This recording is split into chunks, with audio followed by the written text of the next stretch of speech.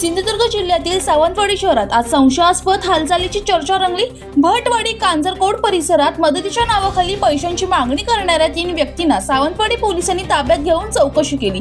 मिळालेल्या माहितीनुसार 2 पुरुष आणि एका युवतीने परिसरातील काही घरांमध्ये जाऊन आर्थिक मदतीची मागणी केली। त्यांच्या वर्तनाबाबत संशय आल्याने स्थानिक नागरिकांनी आणि काही घटनांच्या कार्यकर्त्यांनी पोलिसांना माहिती दिली। त्यानंतर पोलिसांनी तातडीने घटनास्थळी पोहोचून तिघांना चौकशीसाठी पोलीस ठाण्यात आणले। प्राथमिक चौकशीत हे तिघे जम्मू काश्मीर मधील कुपवाडा जिल्ह्यातील रहिवासी असल्याचे समोर आले। स्थानिक पोलिसांनी संबंधित भागातील पोलीस प्रशासन आणि स्थानिक प्रतिनिधींशी संपर्क साधून ओळख पडताळणी केली। पोलिसांच्या म्हणण्यानुसार हे फिरस्ती करणारे नागरिक असल्याचे निष्पन्न झाले असून पुढील आवश्यक कारवाई सुरू आहे। मात्र या प्रकरणाबाबत काही स्थानिकांनी अधिक सखोल चौकशीची मागणी केली असून अनेक प्रश्न उपस्थित केले आहेत। पंकज मडे, जनशक्ती, सावंतवाडी।